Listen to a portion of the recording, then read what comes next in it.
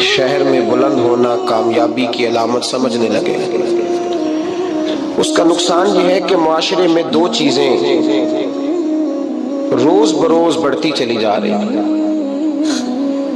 ایک ہے بے حیائی، فحاشی، عریانی۔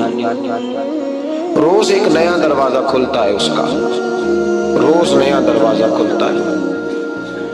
اب تو ایک نیا لیبل لگ گیا ہے کہ سارا سال گانا باجا کرو، معاذ اللہ، جو تمہارے من کی مرضی ہو وہ کرو، اور جب رمضان آئے تو کچھ چند پرچوں پہ حدیثیں لکھ کے ٹی وی پہ بیٹھ جاؤ اور لوگوں کو بتاؤ کہ اسلام شاید وہ والا مذہب ہے جو کہتا ہے سارا سال مرضی کرے، رمضان آئے تو حدیث پڑھنی شروع کر دے، اور یکم رمضان سے 29 تک دوپٹہ سر پہ رکھو، اور جب عید والا دن آئے تو اتار دو۔ ہمارا یہ دعویٰ نہیں ہے کہ دین کا کوئی ٹھیکیدار ہے، ہم کہتے ضرور دین سکھائے، ہر آدمی کو اپنا حصہ ملانا چاہیے۔ تنے تنہا کوئی آدمی، کوئی جماعت دین کا کام نہیں کر سکتی، لیکن دینداری صرف رمضان میں نہیں ہوتی، دینداری سارا سال ہوتی ہے۔ اب لوگوں نے دین کو جزوی طور پہ لینا شروع کر لیا ہے، کلی طور پہ لوگ دین کو نہیں اپناتے۔ شادی کے پروگرام منگنی سے لے کر بارات کے بیٹھنے تک سارے کام غیر شرعی ہوتے ہیں۔ مرد عورت کا اختلاط ہوتا ہے۔ سب سے بری رسم وہ ہے کہ جب جوان لڑکیاں ہاتھوں میں پھول لے کے دولہے اور اس کے دوستوں پر پھول پھینکتی ہیں، باقی ہر آدمی ڈرائنگ روم میں بیٹھتا ہے، ویڈیو والوں کو اجازت ہوتی ہے کہ وہ گھر کے ہر کونے تک پہنچ سکتا ہے۔ سارے کام غیر شرعی ہوتے ہیں اور جزوی طور پر دین پہ عمل ہوتا ہے۔ نکاح کا وقت آتا ہے تو کہتا ہے چپ کر جاؤ تھوڑی دیر کے لیے، بینڈ باجا بند کرو، ہم مسلمان ہو گئے۔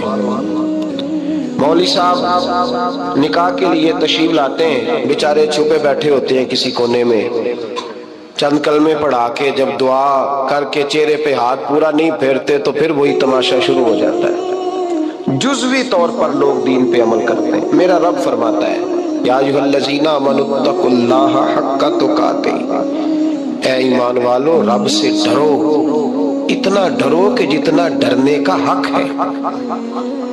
وَلَا تَمُوتُنَّ إِلَّا وَأَنْتُمْ مُسْلِمُونَ، اور فرمایا یہ نہ ہو کہ تم مسجد میں مسلمان ہو اور بازار میں نہ ہو، اور ایسا نہیں ہونا چاہیے کہ جب تو تم زندہ ہو تو مسلمان ہو اور صبح مسلمان ہو تو معاذ اللہ شام کو کافر ہو، ایسا نہ ہو۔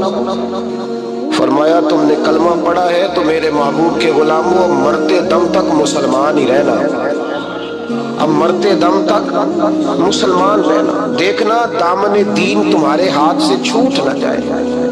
دو باتیں عام ہو گئی امت مسلمہ، عام، ایک فحاشی عریانی عام ہے اور روز بروز اس کا نیا رنگ ہے۔ اب تو میں نے کہا مذہب کا ساتھ لوگوں نے تھوڑا سا ذائقہ لگا لیا ہے، کہتے نہیں رمضان میں نمازیں پڑھ لیں گے، خیر ہے، بچ جائیں گے، چھٹی ہو جائے گی۔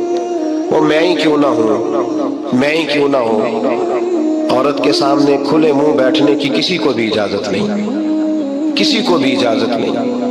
کسی نے حضرت سیدنا جنید بغدادی سے کہا تھا کہ اگر مرد عورت نیک ہو تو پھر تو درس و تدریس ہو سکتی ہے نا، پھر تو پڑھا سکتے ہیں نا ایک دوسرے، نیک ہو پرہیزگار ہو تو دین چونکہ میرے رسول پاک کا ہے صلی اللہ علیہ وسلم، یہ کسی ایک شخص کے اٹھ کے نئی بات کرنے سے اور اس کو نیا جدید کو ٹانکا لگانے سے بدل تھوڑی جائے گا۔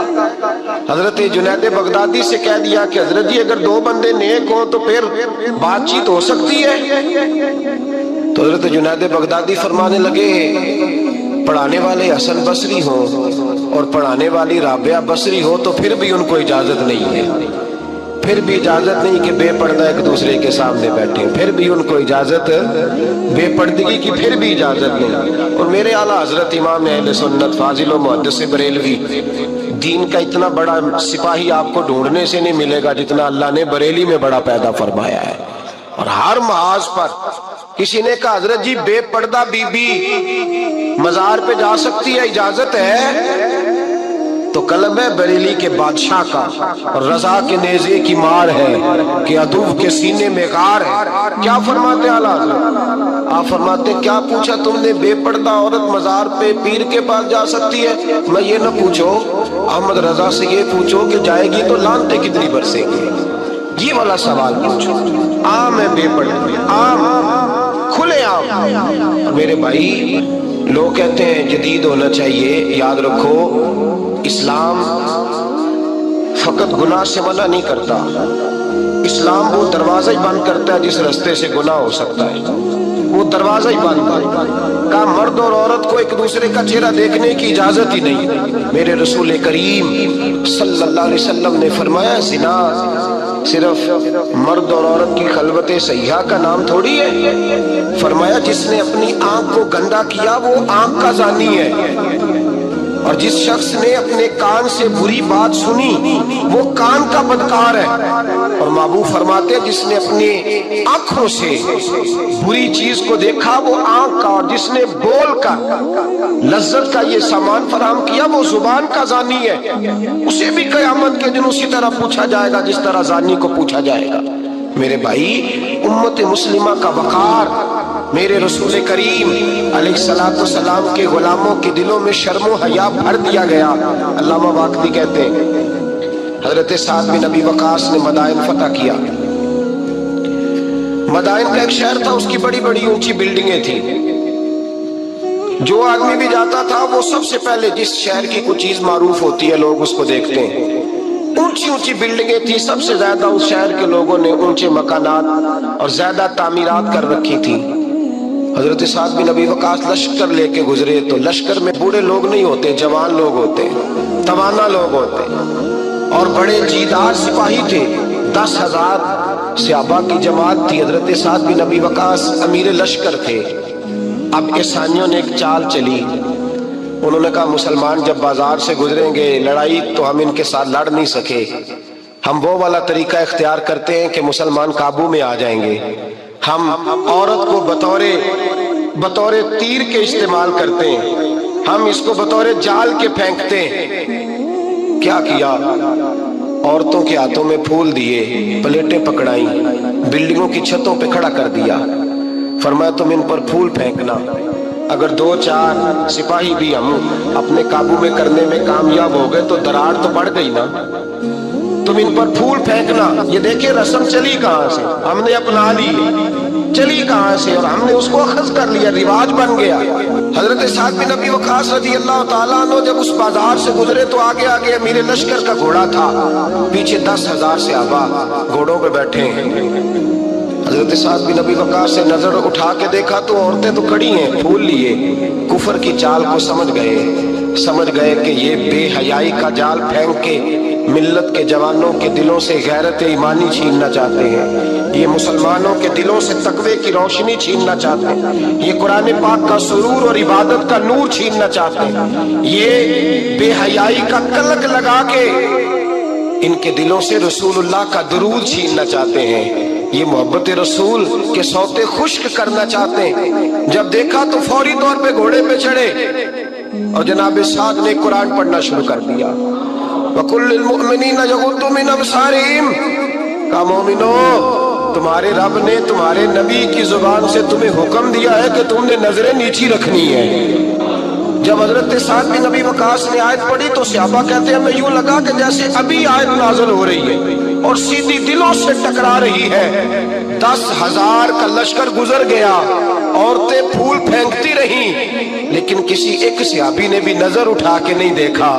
جب لشکر گزرا تو ان بیبیوں نے پلیٹیں پھینکی اور کہنے لگی عیسائیوں تم کتنے نالائق اور کس قدر بڑے تم بد تہذیب ہو کہ اپنی عورتیں استعمال کرتے ہو لوگوں کو قابو کرنے کے لیے، کس قدر تم زیادہ غیرت سے گرے ہوئے ہو، اور یہ کتنا اعلیٰ طبقہ ہے کہ ہم دادے توجہ دیتی رہی، انہوں نے پلٹ کے نہیں دیکھا، کہنے لگے تم جھوٹے ہو، اور جس رسول کے غلام اتنے اعلیٰ درجے کے پائے کے حیا والے ہیں وہ نبی کتنی شان والا ہوگا۔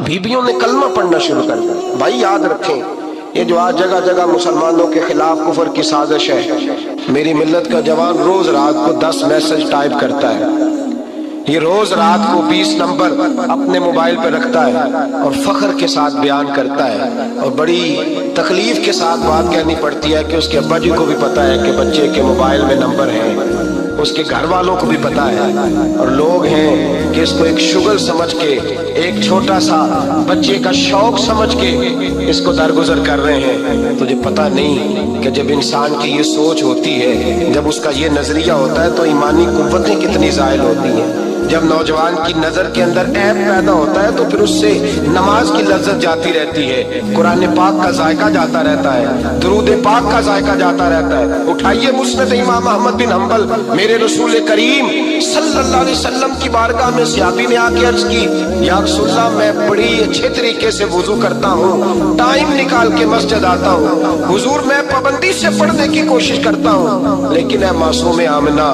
یا رسول اللہ میرا نماز میں دل نہیں لگتا، حضور میری طبیعت نہیں جمتی، میرا دوڑ جانے کو دل کرتا ہے، کوئی نسخہ بتلائیے۔ محبوب نے فرمایا تو اپنی نظر کو پاک کر لے، تیرے نبی کا وعدہ ہے تیرا نماز میں دل لگنا شروع ہو جائے گا۔